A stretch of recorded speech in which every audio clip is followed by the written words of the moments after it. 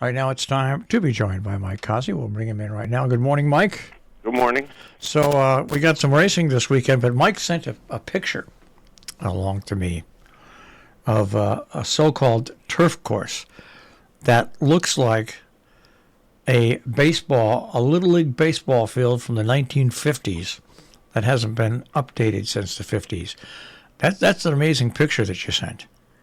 They didn't. It's of the fairgrounds in Louisiana. They didn't even start racing yet. They didn't even start their meet, and that's the shape of the course. How do you explain that? And how do you explain people wanting to run their horses on it? Oh, they won't. They won't. What they'll do is they'll put up artificial, what they call temporary rails, like 10 feet, 15 feet, 20 feet off of the original rail on the inside of the turf course, and they'll run on the outside of it where they have grass. But that's going to make that wear down even quicker.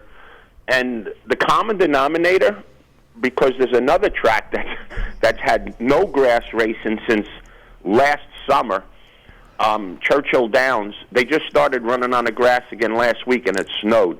So that took care of that for a week. They're going to try to run on it again today.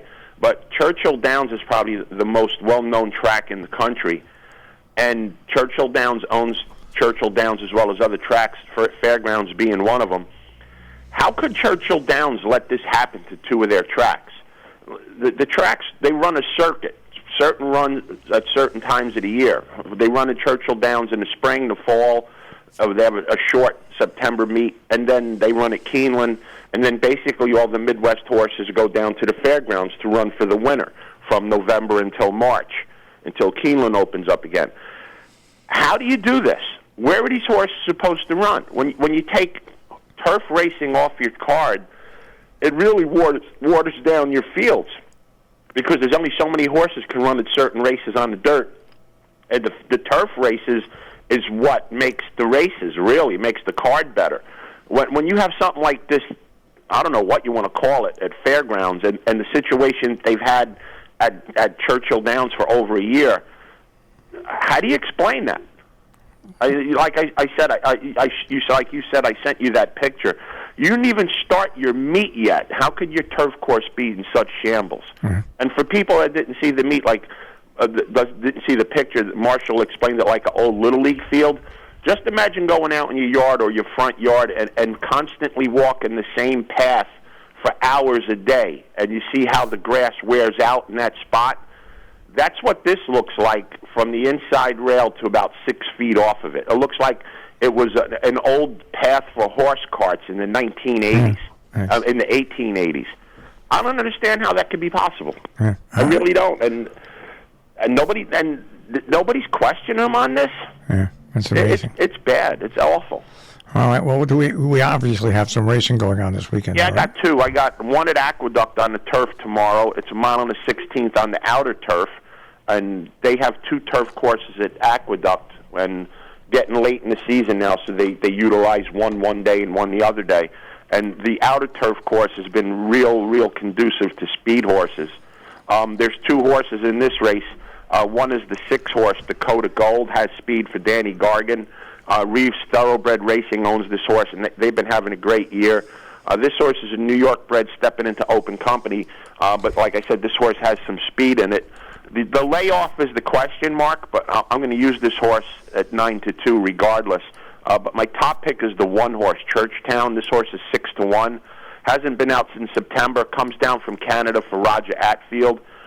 Turf racing is over up in Canada, but this horse is very sharp. Has speed, has the rail, is going to get out and go as far as he can, as long as he can. And I think this horse is going to do the job at 6-1.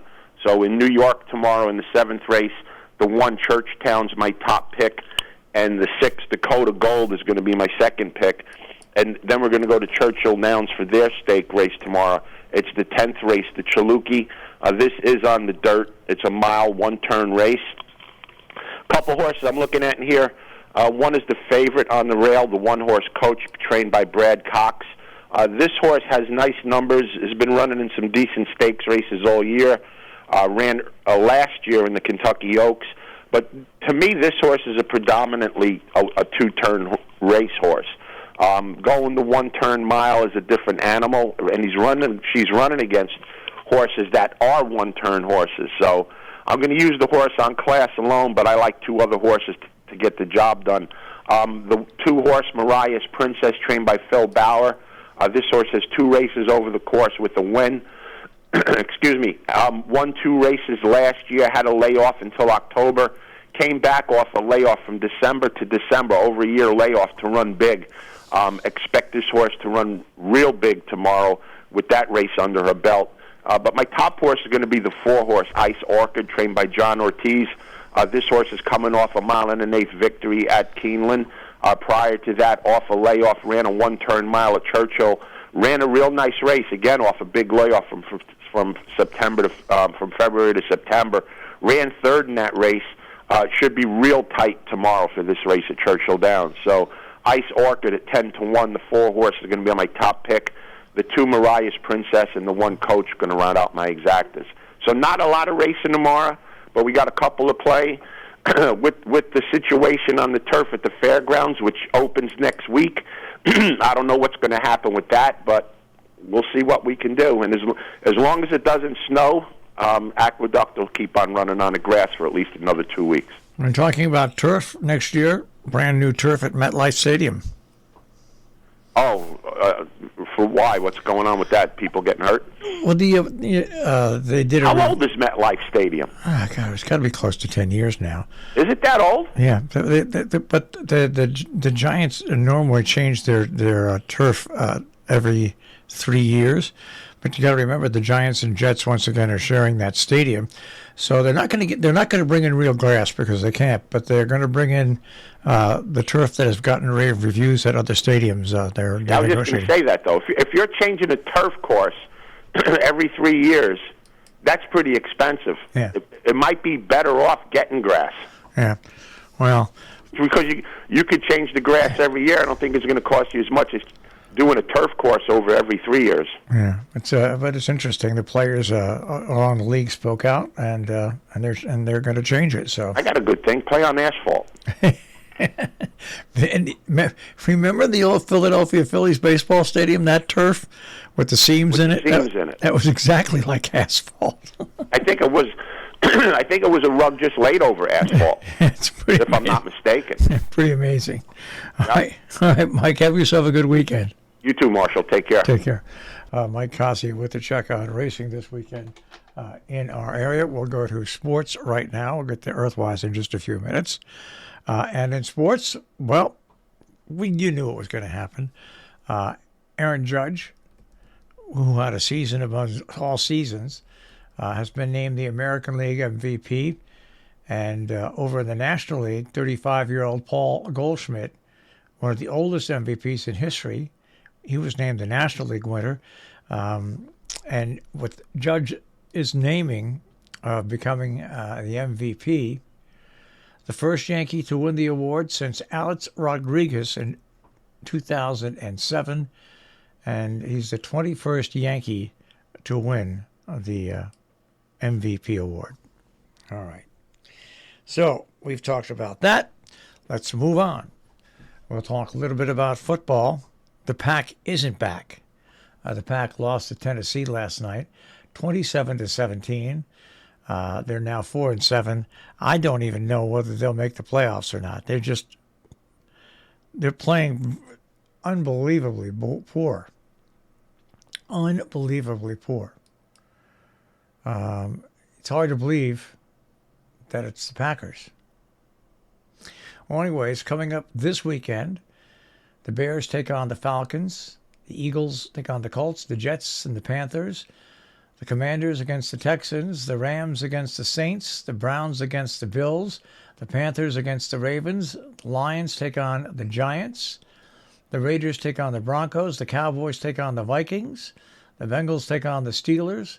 The Chiefs take on the Chargers. And the 49ers and Cardinals will tangle. All right? That's the Monday night game. So that's a look at last night's NFL action and also a look at the upcoming weekend. Let's move over to the NBA now. Last night, the Nets beat the Trailblazers 109 to 107.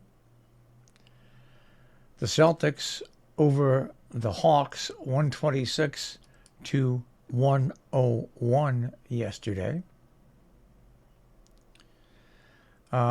Today, let's see who's playing. Who's playing today? The Celtics against the Pelicans, the Knicks against the Warriors. All right. We'll go over to the National Hockey League last night. The Kraken, calling the Kraken, beat the Rangers 3-2. The Bruins over the Flyers 4-1. I think those are the only local teams that played yesterday. Let me just scan. No, the Devils beat the Maple Leafs 3-2 yesterday. And I think that's it for the local teams that played yesterday. And tomorrow the Devils take on the Senators. The Bruins take on the Blackhawks. Islanders take on the Stars. And the Rangers take on the Sharks. That's tomorrow. And that is a check on sports this morning and horse racing on Robin Hood Radio.